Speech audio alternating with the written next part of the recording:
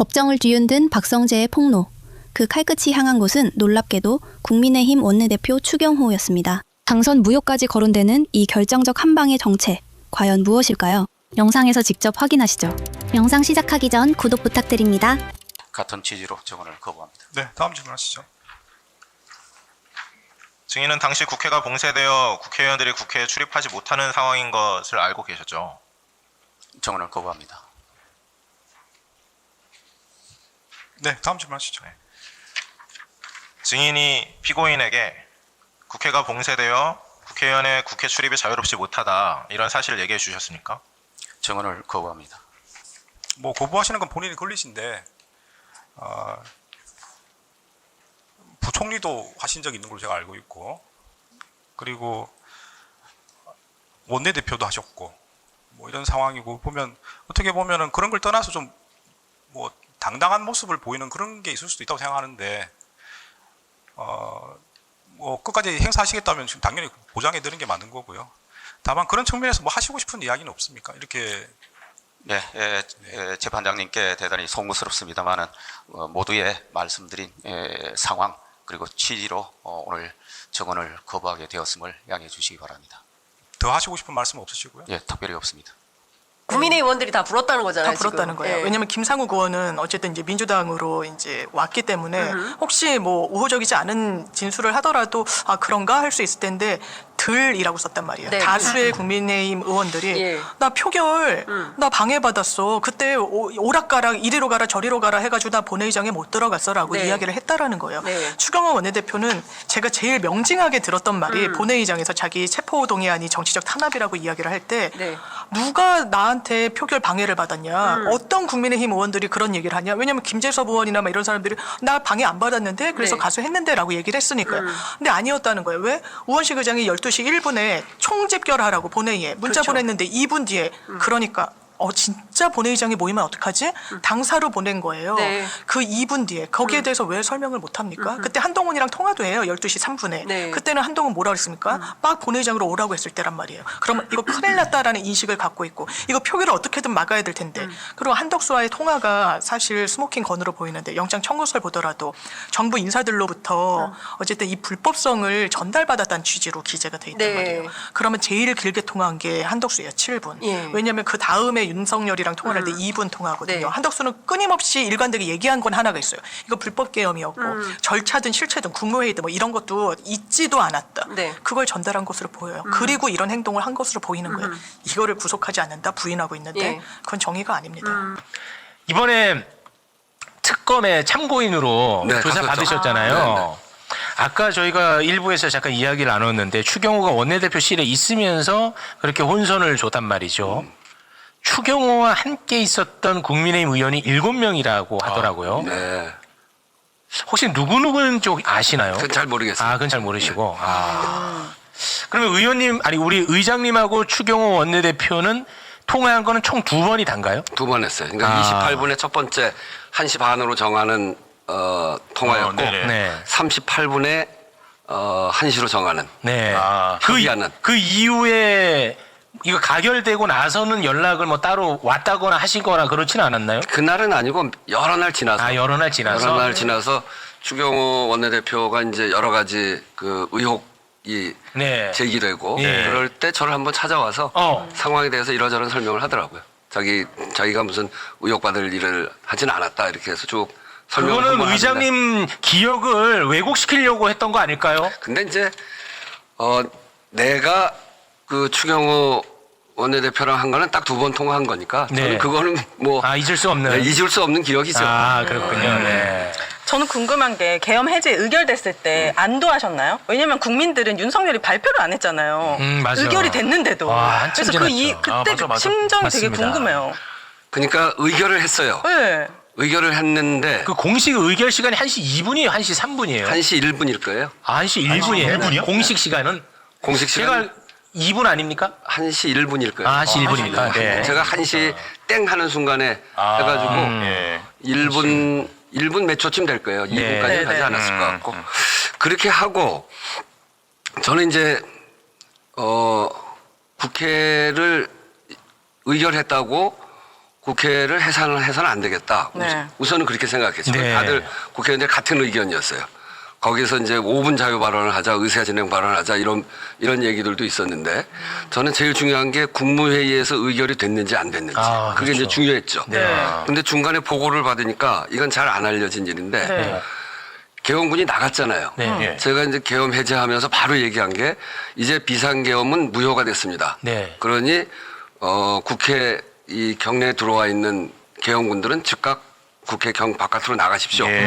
그리고 이제 우리 직원들이 나가서 그걸 막 했어요. 네. 국회의장이 무효 선포했다. 얼른 나가라. 네, 네. 안 나가면 그 비상계엄 안 나가는 사람들은 계엄법 위반이다. 뭐 이제 막 이러기도 하고 또 계엄군들도 굳이 있고 싶지 않았겠죠. 그렇죠. 그래서 금방 나갔어요. 네. 그래서 다 간 줄 알았는데 우리 하면서 보니까 이 CCTV 우리 관제실 CCTV로 보니까 저 뒤에 주차장 네.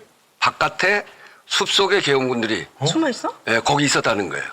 그러니까 이게 다시 언제 침탈할지 모르겠다. 그러니까 이걸 그냥 끝내면 안 되고 국무회의 해제되는 과정도 잘 보고 그래야 되겠다고 생각을 했죠. 네. 그래서 그런데 한참 시간이 걸렸잖아요. 네. 1시 1분에 해제를 했는데 4시가 넘어가도록 안 하고 있어서 제가 그러니까. 4시에 다시 맞아. 기자회견을 했어요. 그 지옥 빨리 같았어. 풀어라. 그리고 이거는 계엄법에 지체 없이 해제하게 되어 있다. 국무회의에서 빨리 해제해라. 더 이상 안 하면 이건 계엄법 위반이다. 네. 그런 얘기를 하면서 이제 기자회견을 했는데 4시 반쯤 돼가지고 보도에 국무회의를 열어서 비상계엄을 해제했다, 의결했다 이렇게 보도가 나더라고요. 보도로 먼저. 그래서 보도를 믿을 수가 있나? 그거 약간 위장일 수 있다. 예, 아니 옛날에 전에 세월호 때도 그 맞아. 팽목항에서 네. 다 구했다고.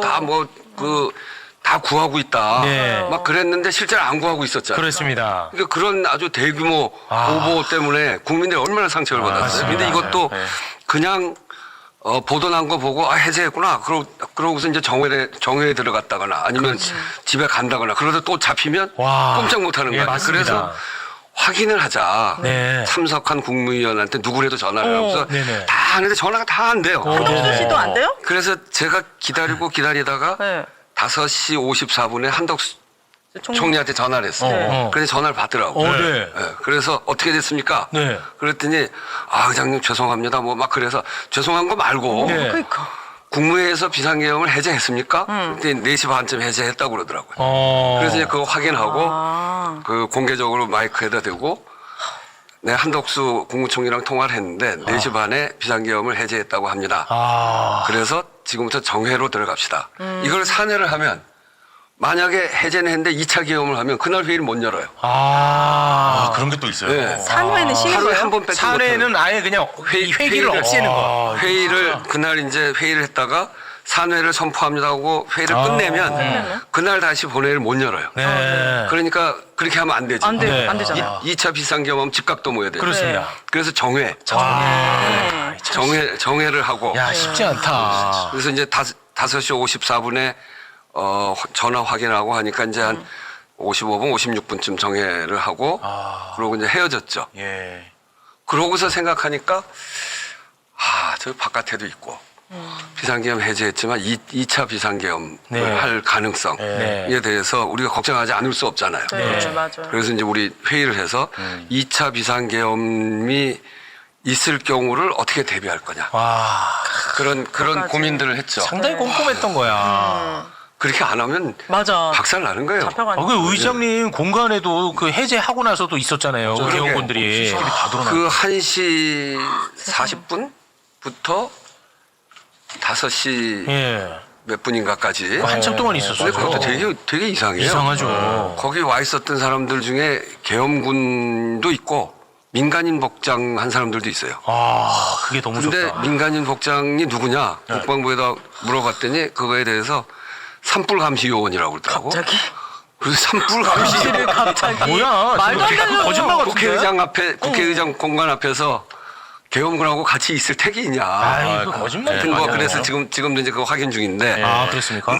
하여튼 이제 그런 일이 있었고 그래서 일단은 2차 비상계엄의 우려가 없을 때까지는 집을 가지 말자. 국회의장도 나갔다 잡히면 큰일 나는 일이니까. 그래서 저도 이제 국회에서 숙식을 시작을 했고요. 그래서 한 일주일쯤 있었죠. 김용현 잡혀가고 뭐 이런 과정을 보면서 이제 그 공관으로 갔는데, 하여튼 그때 그 과정을 거치면서 2차 비상계엄을 풀기 위해서, 아니 2차 비상계엄을 못하기 위해서 뭘 해야 되는가 걱정이, 헬기가 갑자기 오면 어떡하냐. 헬기가 왔으니까 네. 뒷마당에. 네. 앞마당 뒷마당만 썼으니까 저 몇 대 안 내려, 세 대가 와서 내리고 그랬는데 앞마당까지 쓰면 훨씬 많은 비행기가 그렇죠. 오잖아요. 그걸 못 내리게 해야 되겠다. 그래서 무슨 또 조처를 했어요? 네, 그래서 세워나셨나? 처음에 무슨 생각을 했냐면 네. 마당 끝에다가 말뚝얼렁 박아갖고 쇠줄을 치자. 그랬어요? 그런 생각이 있는데, 그거는 까딱하면 네. 거기에 그런 게 있는지 모르고 헬기가 진짜 오다가 사고가 나면 아까운 우리 군인들 크게 다치니까 네. 그건 안 되겠고. 꼼꼼하시네. 그런 거 말고, 그래서 아이디어를 낸 게 이 마당 전체에 차를 다 집어넣자.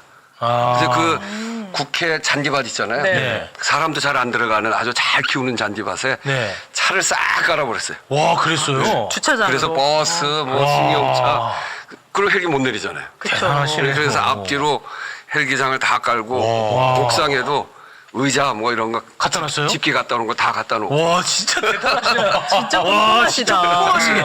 아니, 우리 의장님은 최소한 10년간은 까방권 받으셔야 돼. 진짜 감사하면 우리 박수 한번 감사합니다. CCTV 영상에는 그날 밤에 꼼수가 똑똑히 찍혔고 국민의힘 내부에서조차 표결을 방해받았다는 치명적인 증언이 쏟아져 나왔습니다. 계엄 당일엔 모른 척 오리발을 내밀고 다음 날엔 모여서 윤석열 방탄 대책을 세웠던 자들의 음모가 이제 완전히 무너지고 있습니다. 빼도 박도 못할 증거 앞에 더 이상 말도 안 되는 핑계는 안 통한다는 것을 보여줘야 합니다. 국민을 속인 내란 공범들에게 단 한 점의 용서 없는 매서운 벼락 처벌이 내려져야 한다고 생각하신다면 지금 바로 구독과 좋아요 부탁드립니다. 추경호 의원이 그러니까 11시 3분, 그땐 국회로 오라고 했다가 11시 9분에 당사로 오랬다가 11시 33분 국회라고 해요 또. 국회 있다가 갑자기 0시 3분부터 당사로 바뀌어요. 그러니까 한동훈 의원이 국회로 와달라고 한 이후에 당사로 바뀐단 말이에요. 여기서부터가 이제 문제잖아요. 예. 예를 들어 0시 7분, 뭐 0시 6분 요때 한동훈 의원의 말은 물론 다른 의원의 그거를 빌려서 썼지만 예. 국회로 와주십시오. 대표님 지시사항입니다. 본회의장 와주세요. 무슨 수를 써서라도 국회 본회의장으로 와야 합니다. 이게 0시 6분, 7분에 온 건데 0시 예. 5분부터 8분 사이에 추경호 원내대표 명의의 문자가 나와요. 의원들 향해서. 지금 의총은 당사로 하라. 이런 식으로. 그러니까 이 부분을 얘기를 해야 되는 건데 맨 처음에 한 얘기 때문에 추경호 원내대표가 당사로 의원들 모이라고 한 게 한동훈 당시 대표의 생각과 다르지 않다. 이렇게 얘기한 건 말이 정말 안 되는 거죠. 제가 사실 너무 복잡해가지고 예. 취재 많이 한 결과 제가 이해를 했거든요. 이해했어요. 자, 제가 해주세요. 좀 종합적으로 설명을 드리면 예.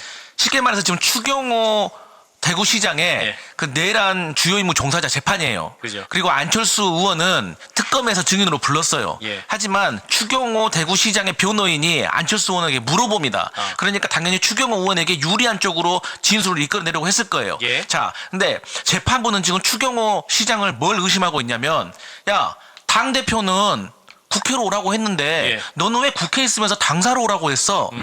너는 그래서 의심스러운 거야. 그걸 지금 의심하고 있는데 예. 안철수 의원이 예. 제가 그 마음속에는 안 들어가 봤지만 예. 제 생각에는 예. 추경호 의원 시장한테 잘 보이고 싶나 봐요. 그래서 아니 그때 뭐 한동훈 대표도 뭐 당사로 오라고 했는데요? 뭐 이런 식으로 얘기한 거예요. 예. 그러니까 뭐 한동훈 대표도 당사로 오라 했으니까 예. 추경호도 당사로 오라 한 게 나쁜 게 아니다라는 일종의 실드를 치려고 했던 것 같아요. 예. 하지만 이제 시간순으로 쭉 쪼개보면은 예. 결국은 그게 아니라는 거예요. 결국 한동훈 당대표는 국회로 오라고 했던 거야. 국회 가야지 그 해제 의결을 하는 거 아닙니까? 맞아요. 예. 그래서 결론적으로는 그러면 안철수 의원이 왜 이럴까라고 생각을 해보면 예. 제 내피셜입니다만 예. 전당대회 출마하려고 하나 봐요. 그랬더니 결국에는 또 이 내란 옹호하고 막 이런 예. 사람들하고 예. 또 친하게 지내야지 예. 또 본인에게 표가 될 것 같아서 저는 필요 없는 행동을 한다. 저는 그렇게 봐요. 그러니까 안철수 의원이 주장하고 싶은 것은 한동훈 의원도 초기에는 그 당사로 오라고 했던 당사란 단어를 썼었다. 그 얘기를 주장하고 싶은 게 아닌가. 근데 이 사건 본질을 잘 봐야 되는 것이 지금 시간이 흐름에 따라서 계엄군이 국회 경내에 들어오고 그 부분이죠. 예. 시간 후반부에 갈수록 무슨 말 했냐가 중요한 그게 거죠. 매우 초반 상황 중요해요. 말고. 이제 본회의장에 계엄군이 들이닥치는 순간 계엄 해제가 불가능해지는 절체절명의 상황에서 끝까지 의총을 열려고 했다는 게 문제입니다. 당사에서. 당사가 됐든 사실 국회로 마지막에 뭐 의총 장소를 변경했다 이런 주장도 추경호 시장 측에서 합니다. 예. 나는 결국 국회로 장소를 최종적으로 바꾸지 않았느냐. 계엄 해제를 방해할 목적이면 내가 장소를 국회로 바꿨겠느냐. 이런 항변을 하고 있거든요. 예, 예. 근데 저는 의심하기를 본회의장에 이미 국민의힘 의원들 중에 다수가 들어갔었습니다. 예. 당에서 의총 장소를 정확하게 공지하지 못해서 네. 왔다 갔다 혼선에 있는 가운데서도 우리 무조건 국회로 가야 됩니다. 라고 했던 대야방들의 일부 의원들의 톡이 남아있어요. 네. 그래서 실제로 들어갔단 말이에요. 근데 의총을 연다고 계속 고집해요. 그리고 결국 국회 그 본회의장 안에서, 본회의장 인근에서 의총을 열면 결국에 안에 들어있던 사람들 보고 의총장 오라는 얘기밖에 더 되냐 이거예요. 그렇죠. 제 생각에는. 예, 예. 그러니까 이 긴급한 상황에서는 이제 의총을 고집할 게 아니라 국회로 와서 본회의장 가서 빨리 계엄 해제를 하라. 지금 군인들이 들어왔다. 이 공지가 있어야 되는 거죠. 예. 그러나 추 시장이 그렇게 하지 않았다는 것이 예. 내란 중요의무 정사의 저는 핵심이라고 봅니다. 예. 자, 우리 서 변호사님이 뭔가. 근데 한번 생각해보세요. 예를 들어 대통령이 생각하고 계엄을 있어요. 했어요. 예, 했어요. 자, 집권 여당의 원내대표가 당론으로 저는요, 의원들의 뜻을 모아서 당론으로 우리가 반대할까, 아니면 계엄을 찬성할까, 이렇게 당론으로 결정해야 돼요. 그냥 아무나 뛰어가서 중구난방으로 나는 반대, 나는 계엄 찬성, 이렇게 막 표결을 하면요, 예. 집권당이 뭐가 됩니까? 그러니까 추경호 원내대표는 의원들의 총회를 모아서 예. 당론으로 우리가 계엄은 반대합시다. 또는 청와대 들어보고 계엄 사유가 없으면 이게 절차가 뭐가 잘못됐죠? 네, 서 변호사님. 그 상황이. 예. 그러니까 보안수 사건 존폐를 논하는 그런 사안이 아니고 이제 총괄 이제 그 계엄군이면 지금 국회에 뚫고 들어가지고 지금 막 계엄을 하네 마네 이런 상황에서 예. 그런 원내대표가 다 총인을 점잖게 모을 수 있는 상황이었냐 그런 질문인 거예요. 지금. 아니, 결론적으로 예, 예. 그러니까 나중에 탄핵을 하냐 마냐는 말씀하신 100번 양보해서 서정욱 변호사님 말씀처럼 할 수도 있다고 칩시다. 하지만 계엄을 해제하는 거는 상식인 거예요. 자, 그럼 그때 계엄을 찬성한 국회의원은 처벌할 겁니까? 내란으로? 국회에서 계엄을 다시 한번 해보세요. 계엄 찬성한 국회의원이 있다. 표결에. 네. 그럼 이게 처벌할 겁니까?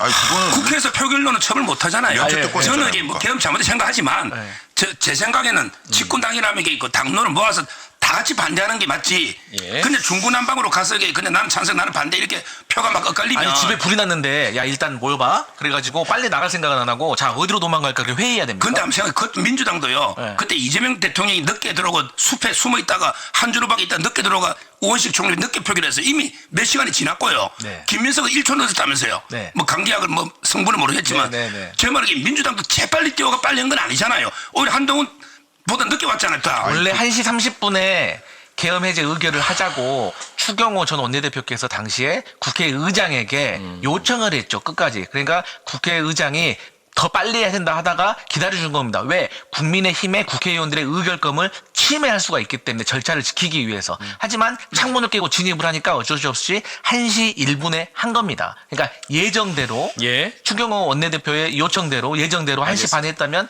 김민석 총리도 문점은 했겠죠. 이제 뭐 안철수 의원의 그 증언 문제니까. 네. 네. 그 지금 뭐 당론을 모아서 그때 대처했어야 된다는 말씀은 또 한 번 반복하자면 또 궤변이에요. 당론이라는 게 뭡니까? 그게 논리가 있고 명분이 있어야 당론이 성립을 하는 건데 그때 국회에 대한 포고령 내용을 보면 국회 활동 정지한다는 게 있잖아요. 그 자체가 위헌이잖아요. 네. 우리 다 알지 않습니까? 추경호 원내대표 입장에서는 만약에 국회 안에 없었으면 또 모르겠어요. 국회 계셨잖아요, 그분도. 어제 어마어마한 사건이 있었는데요. 단군 이래 최고의 투자 발표가 있었습니다. 대한민국 3대 메가 프로젝트. 이 반도체, 그리고 피지컬 AI, 그리고 AI 데이터 센터. 이 엄청난 사건입니다. AI 대전환 시대, 그리고 국토 균형 발전. 요 두 가지를 이룩하기 위해서 삼성과 SK 등이 4,700조. 4,700조 투자 계획을 발표했어. 4,700조. 가늠이 안 간다. 4,700조 처음 들어봐. 4,700조. 예. 그리고 이재명 대통령은 전폭적인 지원을 현장에서 약속을 했습니다. 예. 그런데 아까 잠깐 이야기 나왔지만 이 자리에서 굉장히 이거는 이례적인 장면이 연출이 됐습니다. 국민의 대표 대통령. 예. 기업인들에게 90도 인사를 한. 이 굉장히 화제가 되고 있습니다, 실제로. 네. 와, 거기가 지금 어떻게 결정된 건지 너무 궁금한 거 지금 너무 많거든요. 일단 영상으로 짧게 보고 오겠습니다. 저는 우리 기업인들을 대표해서 이 두 분에게 국가 영웅 또는 국민 영웅이라고 불러드리고 싶습니다. 기업이 이익을 위해서 활동하기도 하지만 국가 공동체의 미래를 위해서 활동할 수도 있다는 점을 확실하게 증명했습니다. 더 나은 조건을 갖추고 있는 해외로 나갈 수도 있겠지요. 그러나 우리 기업들이 우리 국민들과 우리 대한민국의 미래를 위해서 이와 같이 국가적으로 어려운 선택을 또 어려운 결단을 해주신 점에 대해서 우리 국민들을 대표해서 제가 인사 한번 드리도록 하겠습니다. 야, 이거 소름 돋네.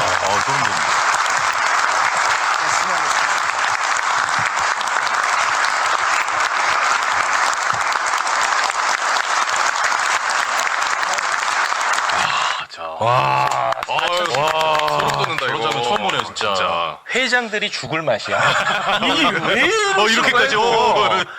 일단 좀 소소한 얘기인데 이것도 큰 메시지니까요. 네, 이거 어떻게 결정된 거고 혹시 사전에 아셨는지 궁금합니다. 그 이제 행사를 준비하면서 마지막 단계에서 뭐 같이 좀 손을 잡고 이렇게 뭐 올린다던가 뭐 이런 이야기들을 잠깐 나눴어요. 네. 그럴 때 좀 서로 인사를 좀 고맙다는 인사를 하는 걸 하면 어떨까요? 했더니 대통령께서 어떻게 말씀하셨냐면 네. 나는 큰절을 하고 싶은데 라고 말을 하셨어요. 기업인한테? 네네, 내가 큰절 하고 싶은데 서 그 큰절까지는 하지 마시고 그냥 서로 정중하게 인사하면 어떨까요? 네. 요 정도만 서로 얘기를 나눴는데 마음이 그 정도 마음이었던 겁니다. 아까 우리 최욱 앵커께서 말씀하셨지만 네. 국토 균형 발전과 이거는 우리나라의 공간적인 일이잖아요. 네. 시간적으로 이제 미래의 먹거리 산업으로서의 어떤 AI 그렇습니다. 산업 이거를 교차해서 만들어 가는데 뭐가 꽁이 먼저나 닭이 먼저나 그러니까 알이 먼저나 닭이 먼저냐일 수도 있어요. AI를 먼저 해야 국토 균형 발전을 하지. 국토 균형 이거를 한꺼번에 응축해서 하는데 제일 중요한 거는 이게 어느 정도의 지금 숫자가 1조에 0이 몇 개 들어가시는지 아시죠? 숫자에 밝으시니까. 저 출처 박지 않은데.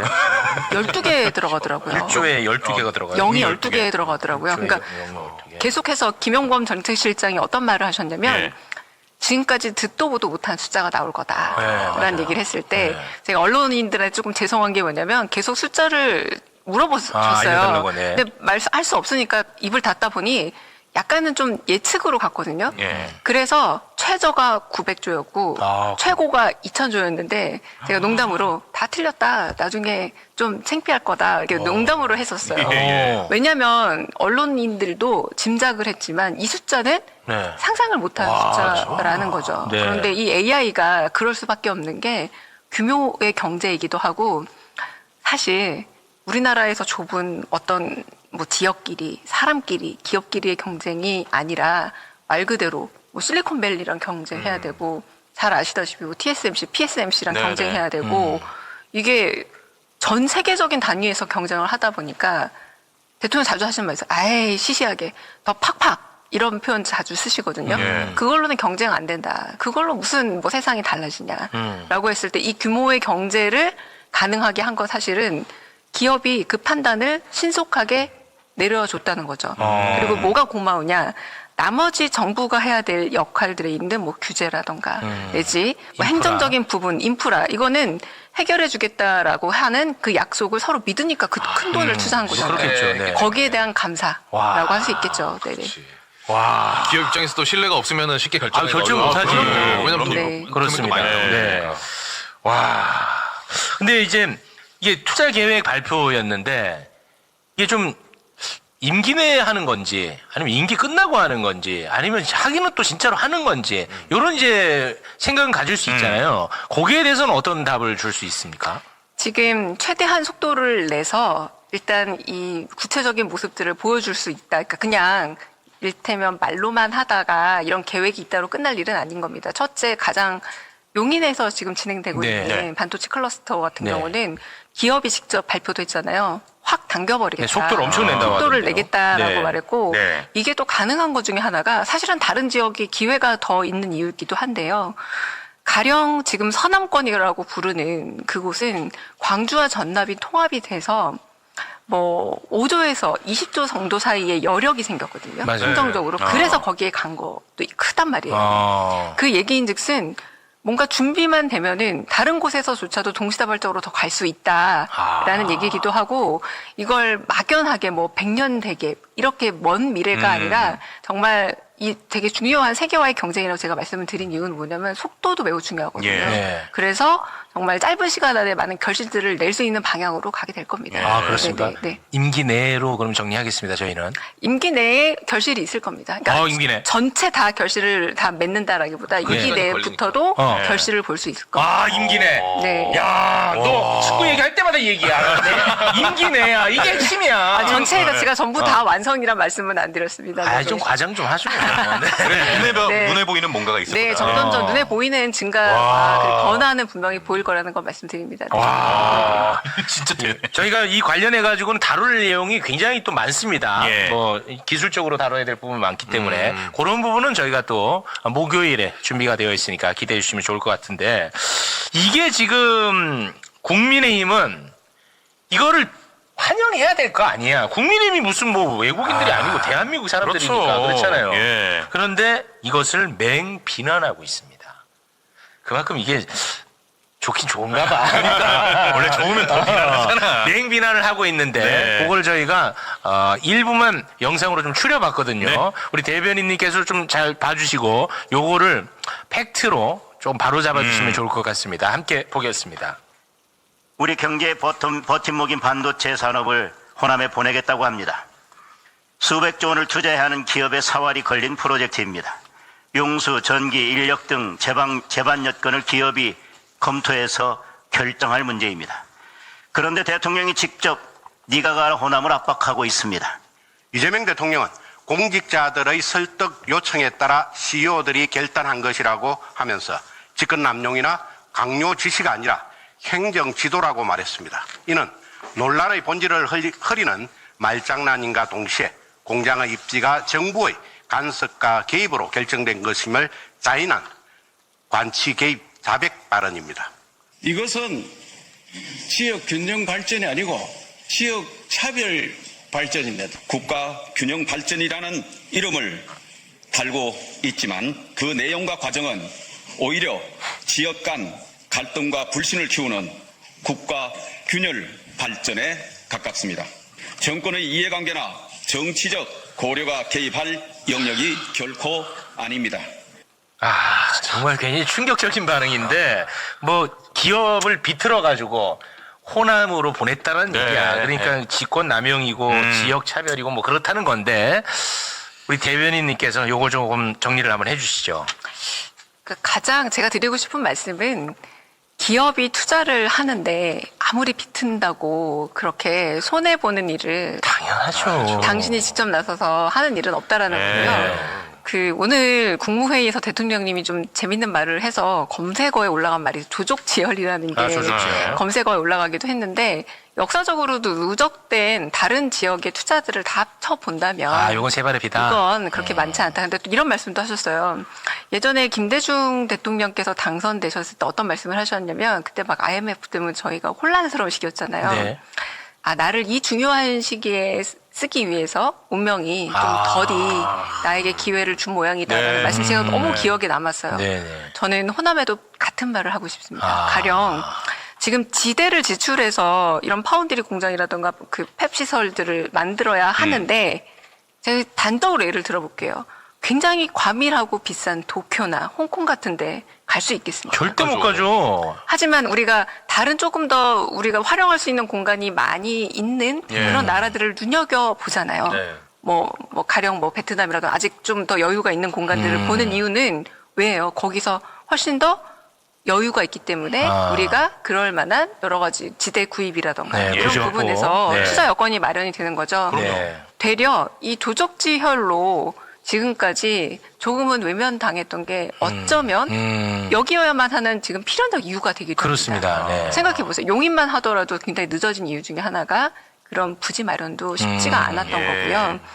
그런데 여기서 이 부분에서 그것도 있고, 두 번째는 워낙에 재생에너지 관련해서는 이미 호남에서 많은 준비가 그렇더라고요. 되어 있었기 때문에 네. 전기 문제 해결되죠. 그렇습니다. 그리고 또 한편으로 제가 아까 말씀드렸던 전남과 광주가 통합이 돼서 나름의 재정도 준비되어 네. 있고 소위 말하는 총알도 나름의 준비가 되어 있었던 거라서 최적지야 최적지. 이 조건을 마련하면 됩니다. 제가 조금 아까 나왔던 분들 조금 이름을 다 기억해 놨는데요. 네. 제가 조금 전에 공지를 하고 왔는데 오늘 서남권에 가셨잖아요.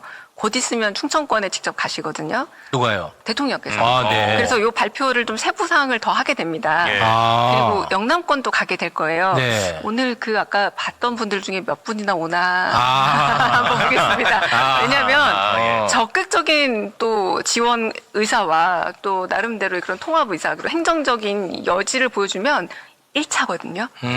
숫자가 좀 안 맞을 거예요. 4,700조 네네네. 정도인데 왜 아직 이 정부 발표가 다 4,700조에 닿지 않았을까? 예, 맞아요. 여지가 있고요. 아. 2차, 3차도 남아 있고요. 지방 정부와 여러 가지 협조가 협조가 잘 되면. 잘 되고 그렇지.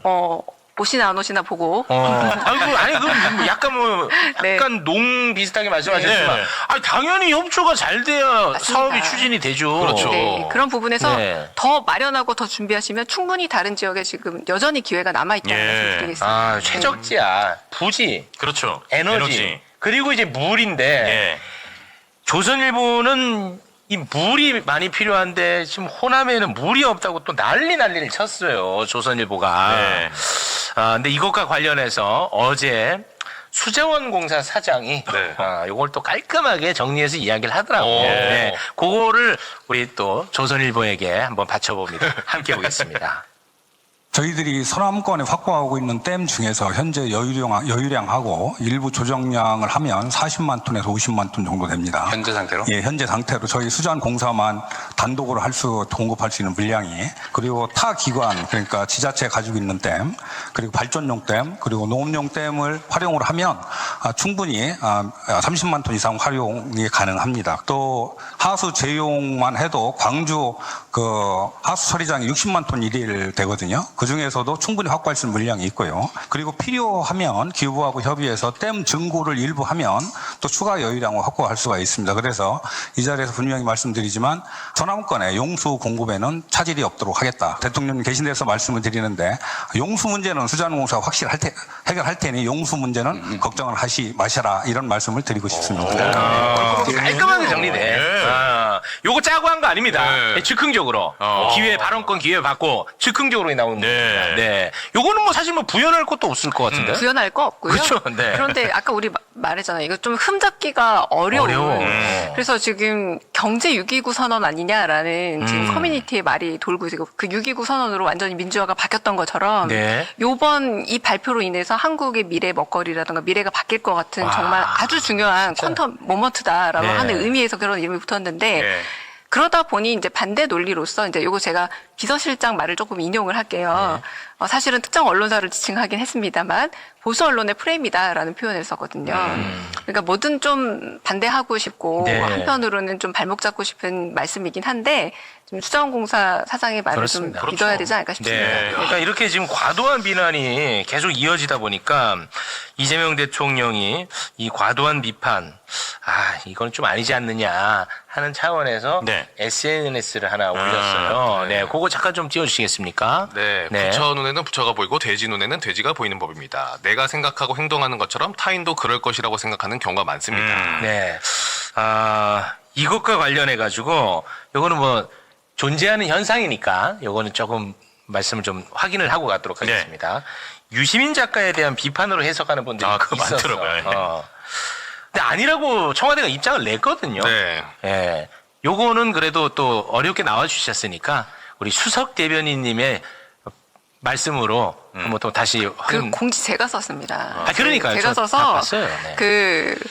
사실 저 말씀을 여러 번 하신 말씀이에요. 이번에 처음 하신 말씀 많이 쓰는 표현이에요. 아니고 그래서 돼지 눈에는 돼지가 보이고 부처 눈에는 부처가 보인다는 건데, 처음에는 그날 워낙에 내일 발표할, 우리 입장에서는 내일 아직은 모든 게 다 비밀에 있고 언론에서는 숫자도 못 맞추고 있었던 이 상황이었지만, 내일 발표할 이 부분에 대해서 미리 좀 김빼기 기사들도 꽤 나와 있었던 상황이었어요. 네, 맞아요. 네. 오해가 있을 만한.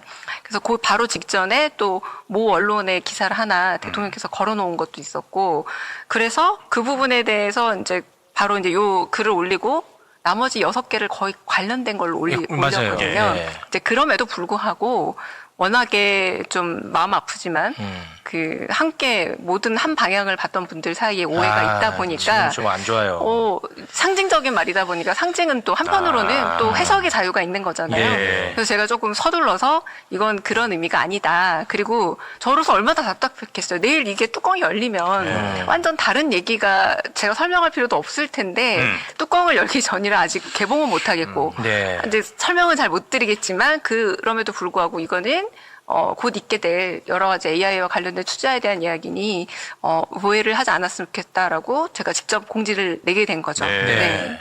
그 공지 내실 때는 대통령과 소통 후에 내시는 겁니까? 대통령에게 그 소통을 그 약간 업무 비밀인데. 비밀이에요? 네, 뭐냐면 당연히 소통을 하긴 합니다만 그 대답이 없을 때도 있으시죠. 네, 근데 그럴 땐 보통 오케이라고 해서 진행을 합니다. 그럼 이번 사안은? 당연하죠. 이거는 저 청와대 대변인은 제가 의원 시절이나 혹은 작가 시절하고 달라서 이런 게 말 그대로 대통령의 허락 없이 불가능하죠. 입장을 낼 수 없다. 그럼요. 그럼 저 여기 못 있어요. 됐다. 네. 깔끔합니다. 근데 그 지금 뭐 내부 갈등으로 굉장히 시끄럽고 그런 상황인 거는 뭐 모를 수도 없고 당연히 아실 텐데 그거를 좀 지금 청와대에서는 무겁게 지금 받아들이고 있나요? 어떻습니까? 당연히 제가 조금 비유적인 표현을 한번 썼어요. 그래도 그 말도 또 약간 오해하시려고 하는 분들이 있는데 제가 농담으로 안나 카르니나 얘기하면서 첫 문장이 모든 행복한 가정은 비슷한 이유로 행복하고 불행한 가정은 갖가지 이유로 불행하더라. 그러니까 뭔가 한번 오해가 생기고 다툼이 생겼을 때, 그리고 이건 전 지지율도 마찬가지라고 봅니다. 지지율이 잘 될 때도 갖가지 이유가 있지만 지지율이 좀 떨어졌을 때도 갖가지 분석들이 나오거든요. 그렇죠. 근데 행정을 담당하고 있는 청와대 입장에서는 그 모든 말들을 다 유심히 듣고 귀담아 들을 수밖에 없습니다. 그중에 어떤 것들은 취사 선택해서 듣고 요걸 것 같아 라고 하나의 판단으로 할 수는 없지만 하지만 해결 방법은 저희가 명확하게 선택을 해서 가야 되죠. 그렇죠. 그게 바로 저희는 민생 경제였던 거예요.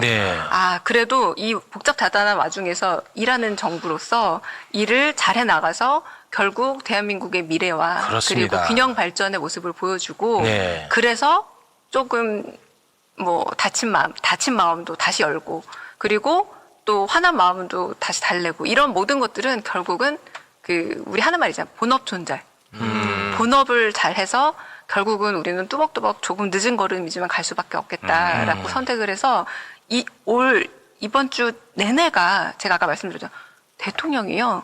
4번 임석 행사를 하고 4번 그 자리에 가서 같은 주제를 4번 반복하는 한번 사례를 찾아보셔야 될 것 같아요. 없습니다. 이번에 그만큼 진심으로 아주 우리가 처음 정부가 시작할 때부터 준비한 거였지만 구체적인 단계를 준비하는 것, 기업하고 조율하고 이런 문제들도 6개월이 반년 넘은 프로젝트거든요. 여기에 대한민국의 명운과 정말 여러 가지 오해를 불식할 정말 단초가 있다라고 봐주셨으면 합니다. 막 전직 대통령 막 혐오하고 뭐 이런 분위기가 굉장히 좀 심각하다고 저는 개인적으로 보거든요. 좀 비판할 수는 있다고 봐요. 그런데 막 혐오하고 막 이거는 안 된다 이런 생각을 갖고 있는데 내일 이제 문재인 전 대통령과 이제 오찬이 있지 않습니까? 그 이후에 아까 그 박지원 의원님이 그 이후에 좀 기류가 많이 달라질 거다. 갈등 수습의 첫 단추로 보면 될 것 같다 이렇게 말씀하셨는데 그렇게 저희가 좀 알고 있으면 오늘 제가 좀 숙면 취할 수 있을 것 같은데요. 최우 앵커님 말씀에 굉장히 동의하는데 전직 대통령에 대한 모욕뿐만 아니라 현직 대통령에 대한 모욕도 안 됩니다. 안 되죠. 그러니까 서로 그걸 혹여라도 저는 좀 가슴 아픈 게 뭐냐면 최근에 아주 어린 세대들 보면은 좀 우리가 약간은 놓쳤던 부분이 너무나 낮은 자세를 즐겨 하셨던 노무현 대통령이 나에 대한 욕 해도 돼 라고 하셨었잖아요. 나에 대해서 대통령 욕을 할 수 있는 거지 이런 너무나 관대한 태도를 가지시다 보니 제가 좀 가끔 놀랄 때 보면은 너무 어린 친구들이 의미도 모르고 가끔 멸칭어를 그건 쓸 심각한 때가 거죠. 있어요. 예. 그래서 저는 그런 일테면 여러 가지로 독이 될 수 있는 말은 전직을 떠나서 네. 누구에게도 써선 아유, 안 되는 당연하네. 말이다라는 걸 먼저 너무 말씀을 당연한 꼭 드리고 말씀이죠. 싶고 네. 그리고 그런 멸칭어에 엄청난 상처가 패이신 분이 사실 지금 이재명 대통령입니다. 맞아요. 네. 당신이 오죽하면 그 입을 얘기를 하면서 웃을 때도 있거든요. 뭐 이런 멸칭 있잖아. 네.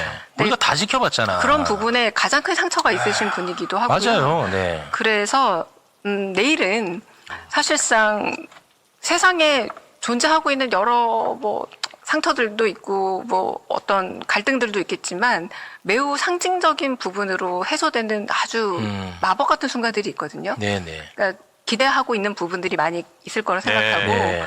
저는 이 두 분이 만나서 뭐 민주진영 내에 가야 할 길도 얘기하지만 저는 대통령으로서 두 분 다 우리나라가 가야 될 방향 그리고 지금 정부가 출범한 지 한 360일 넘었는데 그 와중에 중동 전쟁이 100일이 넘더라고요. 저희가 그리고 기억나시죠? 작년 내내 전반기에는 미국 관세랑 싸우고 맞아요.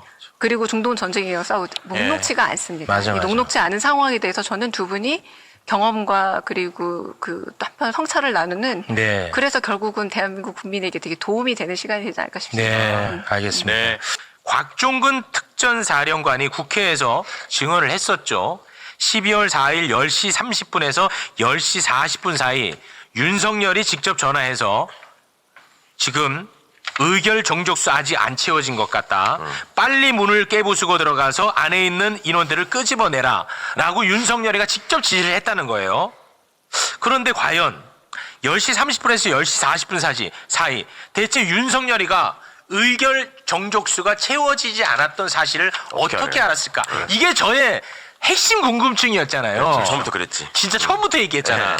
그런데 그 부근에 12월 4일 10시 45분 국회 본회의장 장면이 공개가 됐습니다. 사진 하나 보고 가겠습니다. 자, 이 사진이 공개가 됐는데요. 계엄 해제 요구안 표결에 참석하지 않았던 국민의힘 의원 한 명이 눈에 딱 들어옵니다. 바로 신동욱인데요. 신동욱이 누구냐? 그냥 국회의원이 아니에요. 추경호 원내대표와 함께 일을 하는 원내 수석 대변인입니다. 그런데 이 자가 실제 계엄 해제 요구안 표결에 참석을 하지 않았어. 그런데 국회에는 떡하니 있잖아. 계속 안에 있었어. 그런데 이 본회의장 바로 옆에 추경호는 원내대표실에 있었어.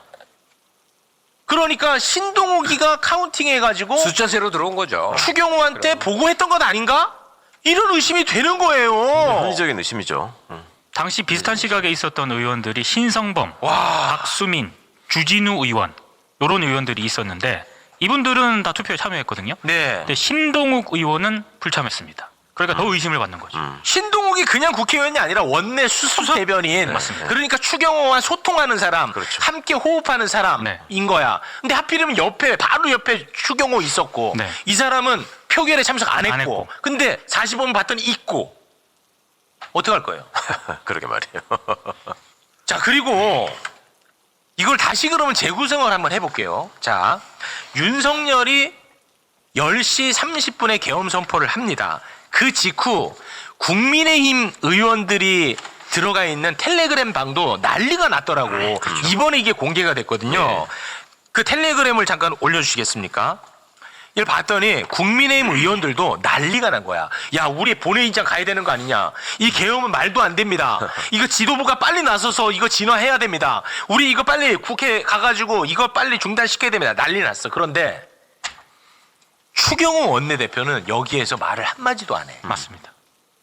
추경호. 네, 전혀 얘기를 등장 안 안 해. 하더라고. 그리고 추경호 원내대표가 국민의힘 의원들한테 의총 장소를 고지를 하는데 5번을 바꿔. 그렇죠. 계속 혼선을 줘. 그리고 추경호 원내대표가 0시 29분과 38분에 우원식 국회의장에게 전화를 해서 표결 시간 좀 늦춰달라고 얘기를 해.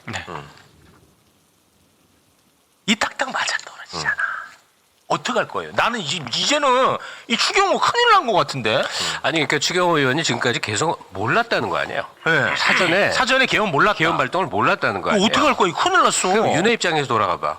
국회를 지금 해산시키는 전체 공작 과정에서 자당 의원 중에 믿을 만한 사람에게 여러 가지 정황의 정보 보고를 하라고 얘기하지 않는 게 너무 이상한 이상하지. 거 아닙니까? 근데 한편으로는 다 얘기할 수는 없어. 왜냐? 그러니까. 한동훈의 기회 들어갈 수도 있거든. 그렇죠.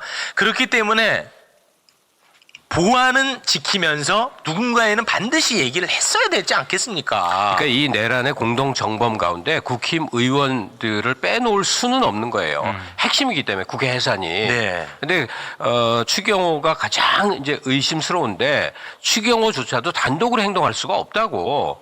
분명히 어떤 일군에 팀이 있었단 말이에요. 지금 네. 저 사진에 포착된 뭐 신동욱이라든지 더 있었을 거라고. 근데 190명이 표결에 참여했다는 건 국힘의원 10몇 명도 동참했다는 얘기인데 18명 동참했습니다. 내부적으로도 의견이 갈려 있었던 건데 네. 표면적으로 당대표 한동훈은 개헌 막아라 이거였던 거 아니에요. 네. 그러니까 내부적으로 자기가 믿을 만한 사람들에게 윤회 하명이 가 있었던 거고 계속된 소통이 있는 거죠. 아니 그리고 그냥 무작정 우리가 추정하는 게 아니라 그간에 추경호가 보인 모습이 있잖아요. 네. 그러니까 한동훈 꼴 보기 싫으면 추경호만 불러가지고 밥 먹이고 술 먹이고 한 게 여러 번 있었잖아요. 그리고 한동훈이가 뭔가 용산에 대해서 배치되는 얘기를 하면 그 자리에서 면박을 주고 뒤집는 게 항상 추경호였고. 예. 그래서 저 사람 왜 저러냐라고 했을 때 추경호는 윤 정부에서 출세한 사람이에요. 네. 관료 출신인데 경제부총리를 윤 정부에서 바로 맡았고 끝나고 나서 또 원내대표가 됐고 가장 잘 나가는 사람이죠. 어떻게 보면. 네. 근데 이 말씀도 조금 그렇긴 합니다만 수준이 낮은 얘기긴 합니다만 윤이 검찰에 있을 때부터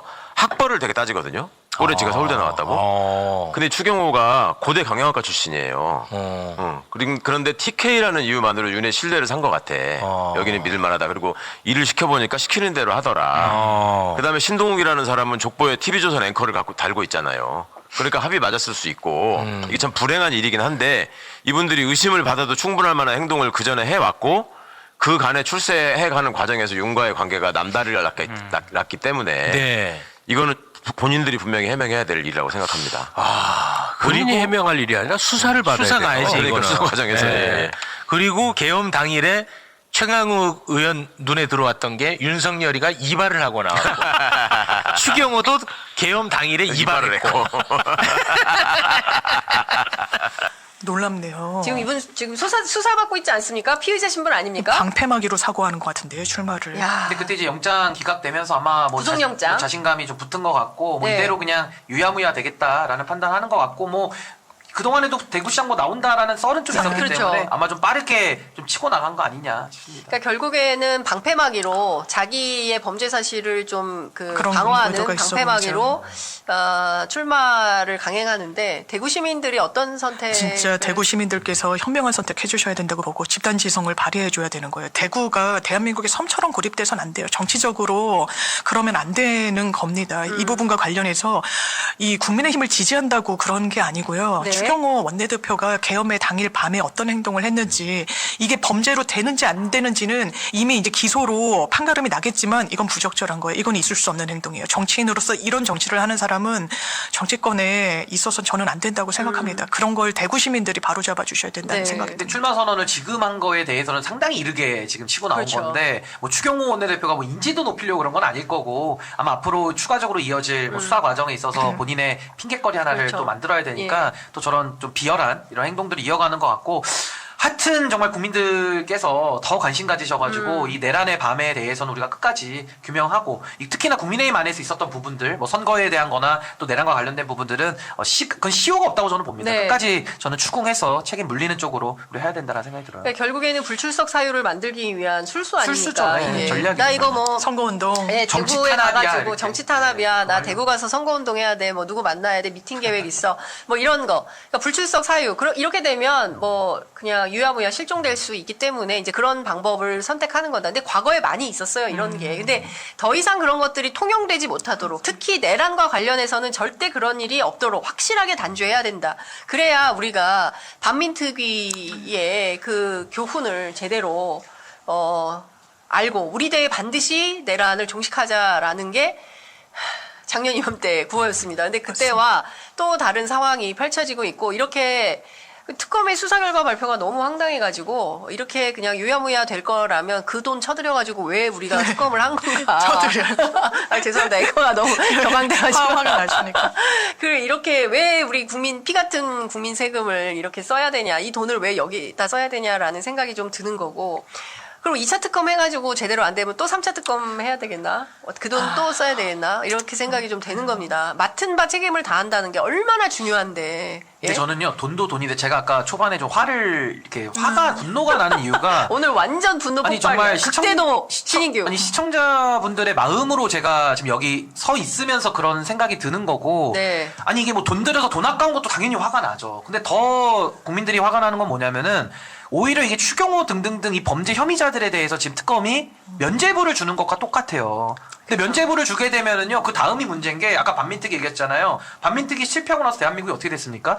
더 퇴행되고 더 망가지잖아요. 반동이에요. 그러니까 저놈들이 더 치고 나오는 거예요. 저도 그게 제일 더 문제라는 떳떳해지고 거예요. 맞습니다. 과거보다 목을 한 3cm는 더 치켜들 겁니다. 그러니까 그 꼴을 미리 예상하니까 정말 피가 거꾸로 솟는 심정이고, 아니 우리가 반민특위 얘기도 여기서 몇 번 했습니까? 그러니까 잘하자고 한 거잖아요. 근데 결국은 또 안 돼. 그럼 대한민국은 그 반민특위의 역설적 어두운 교훈을 영원히 벗어날 수 없는 건가? 이제 그런 자괴감과 절망감 속에서 이 좀 분노감이 올라오는 거거든요. 그러니까 이래서는 안 되는 반동이 거죠. 있다는 게 저는 그게 가장 지금 화가 나는 부분인 그렇죠. 겁니다, 사실은. 예.